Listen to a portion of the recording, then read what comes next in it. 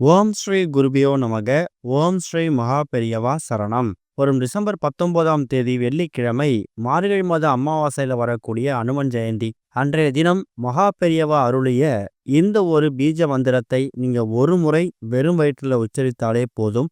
எல்லா விதமான தடைகளும் நீங்கி நல்லது மட்டுமே நடக்கும். அது என்ன மந்திரம்னு பார்க்கறதுக்கு முன்னாடி நம்மளோட வீடியோஸை இப்போதான் நீங்க ஃபர்ஸ்ட் டைம் பார்க்குறீங்கன்னா மறக்காம சப்ஸ்கிரைப் பண்ணிக்கோங்க. தொடர்ந்து இது மாதிரி அப்டேட் தெரிஞ்சுக்கிறதுக்கு பக்கத்துல இருக்கிற நோட்டிஃபிகேஷன் பெல்லை கிளிக் பண்ணி ஆல் அப்படிங்கிற செலக்ட் பண்ணிக்கோங்க.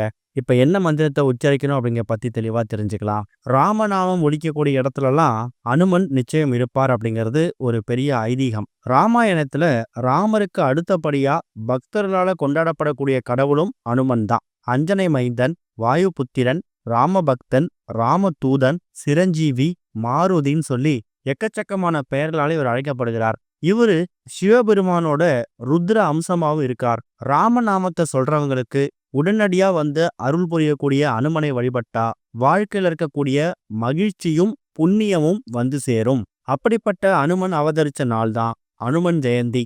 ஒரு வருஷமும் மார்கழி மாத அமாவாசையில வரக்கூடிய மூலம் நட்சத்திரத்துல அனுமன் அவதரிச்சதா புராணங்கள்ல சொல்லப்பட்டிருக்கு. அந்த வகையில இந்த வருஷம் அனுமன் ஜெயந்தி மார்கழி மாதம் 4ஆம் தேதி டிசம்பர் 19ஆம் தேதி வெள்ளிக்கிழமை கொண்டாடப்படுகிறது.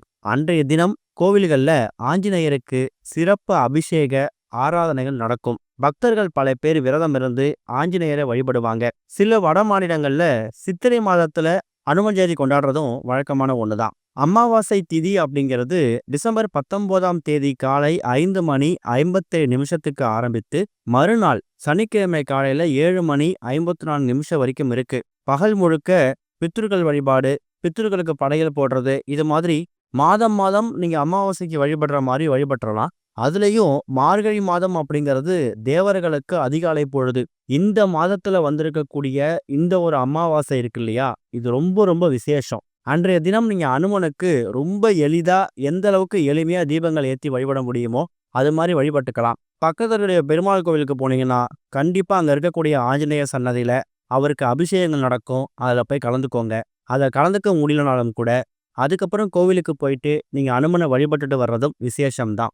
இப்படிப்பட்ட நல்ல நாள்ல இப்ப நாம சொல்லக்கூடிய, அதுவும் மகா பெரியவா காஞ்சி மகா பெரியவர் அருளிய இந்த ஒரு பீஜ மந்திரத்தை நீங்க ஒரு முறை உச்சரித்தாலே போதும். அது என்ன மந்திரம் அப்படின்னு கேட்டீங்கன்னா, ஓம் ஐம் பிரீம் ஹனுமதே ஸ்ரீ ராமதூதாய நமக.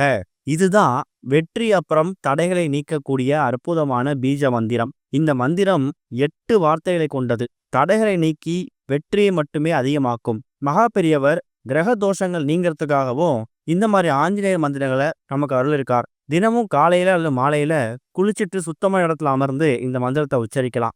அதுவும் அனுமன் ஜெயந்தி அனுமனுக்கு ரொம்ப உகந்த நாள்ல அதிகாலை எழுந்து சுத்தபத்தமா குளிச்சுட்டு பூஜை அறையில வெறும் வயிற்றுல இந்த மந்திரத்தை உச்சரிக்கிறது கூடுதல் பலன்களை கொடுக்கும். ஒருவேளை வெறும் வயிற்றுல உச்சரிக்க முடியல, அந்த நேரத்துல பூஜை பண்ண முடியல அப்படிங்கிறவங்க கொஞ்சம் கூட யோசிக்காம மாலை நேரத்துல பூஜை பண்ணும்போதோ இல்ல கோவிலுக்கு போயிட்டு அனுமனை வழிபடும் போதோ இந்த மந்திரத்தை நீங்க உச்சரிக்கலாம். மனப்பாடமா சொல்ல முடியல அப்படின்னாலும் இந்த மந்திரத்தை பார்த்து படிக்கிறதும் விசேஷம்தான். இந்த ஒரு அனுமன் ஜெயந்தி அன்னைக்கு மகா பெரியவர் அருள் இருக்கக்கூடிய இந்த மந்திரத்தை ஒரு முறை உச்சரிச்சிங்கன்னா எல்லா விதமான கஷ்டங்களும் கவலைகளும் நீங்கி நல்லது நடக்கும். ஓம் ஸ்ரீ குருபியோ நமக. ஓம் ஸ்ரீ மகா பெரியவா சரணம்.